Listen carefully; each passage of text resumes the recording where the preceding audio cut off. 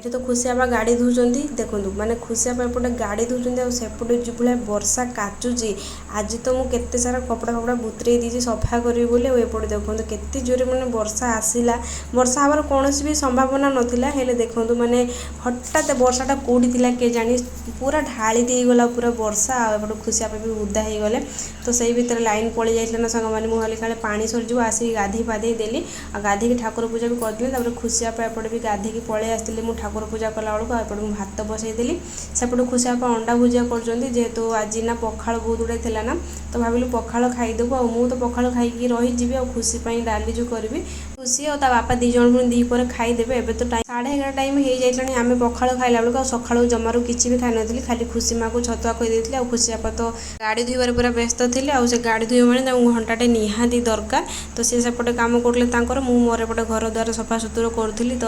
ବର୍ଷା ଆସିଗଲା ଯେମିତି ନା ସାଙ୍ଗମାନେ ଯେତିକି ସବୁ କପଡ଼ା ଧୁଆ ଧୋଇକି ରଖିଥିଲି ନା ତ ସେଗୁଡ଼ାକୁ ପାଣି ଜମାରୁ ବି ଛାଡ଼ୁନଥିଲା ତ ମୁଁ ତାକୁ ବାଥରୁମ୍ ତାରରେ ଏକା ମାନେ ଟଙ୍ଗେଇକି ରଖିଛି ପାଣିଟା ଛାଡ଼ିଗଲେ ନେଇକି ଦେଖିବା ଖରା ହେବ କି ହେବନି ପୁଣି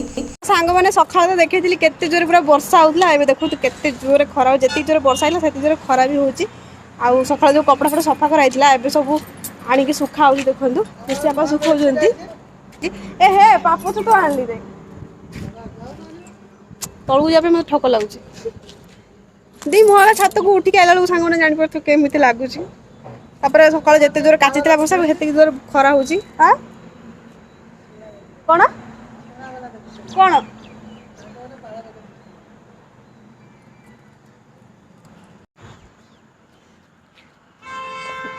ଦେଖନ୍ତୁ ରାସ୍ତାରେ କେତେ ସୁନ୍ଦର ଦେଖାଯାଉଛି ପୁରା ଖରା ହେଇକି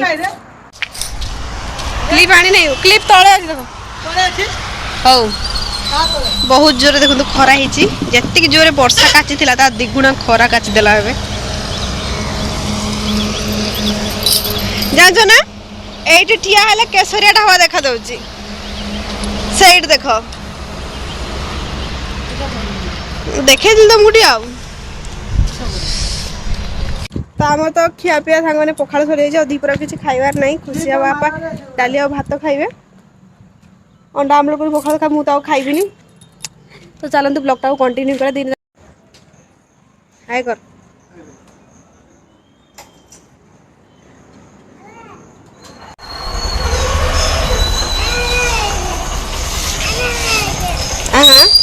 ଏବେ ଆସିକି ଟାଇମ୍ ହେଲାଣି 4:30 5ଟା ଟାଇମ୍ ଆଉ ଏବେ ଆମେ ଟିକେ ବାହାରିଲୁ ବୁଲିବା ପାଇଁ ଆଉ ବହୁତ ଦିନ ପରେ ବୁଲି ଯାଉଛୁ କାହିଁକିନା ତପୁ ଥିଲାବେଳେ ତ ଡେଲି ବୁଲି ଯାଉଥିଲେ ସେମାନେ ଆଉ ମୁଁ ତ ଘରେ ରହିଯାଉଥିଲି ଆଉ ବାସ୍ ଗୋଟେ ଦିନ ଯାହା ବୁଲି ଯାଇଥିଲି ଆଉ ତପୁ ଗଲା ପରଠୁ ନା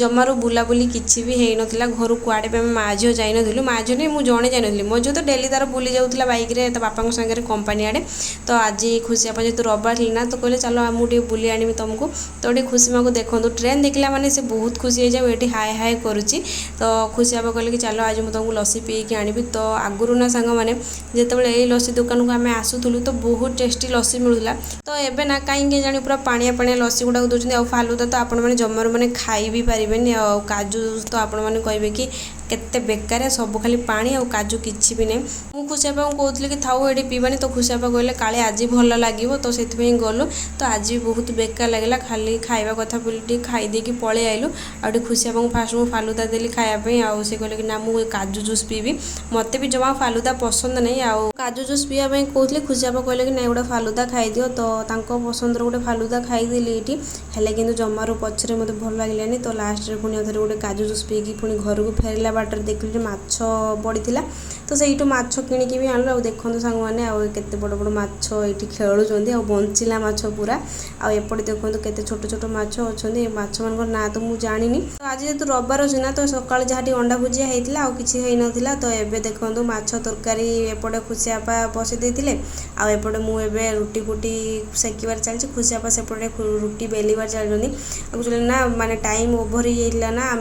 ଆମେ ତ ଜଲ୍ଦି ପଳେଇ ଆସିଥିଲୁ ହେଲେ ଖୁସି ବାପା ଯାଇଥିଲେ ତାଙ୍କ ସାଙ୍ଗ ସାଙ୍ଗରେ ତାଙ୍କ घर को तो सियाड़ू आसला बेलू से लेट होकर आसले तो माछ फाछ छाणी रखी देली सी आसला पर तरकारी कले आ मु भी अटा फटा दलिक पूरा रखी तापर ये देखो खुशी माँ जेहतु राति रुटी खाइना तो तापाई ये रुटी करदेली आको तो मुझे फाड़किया रुटी दिए पूरा गोटा रुटीटा दिए जोटा भल से फुली थी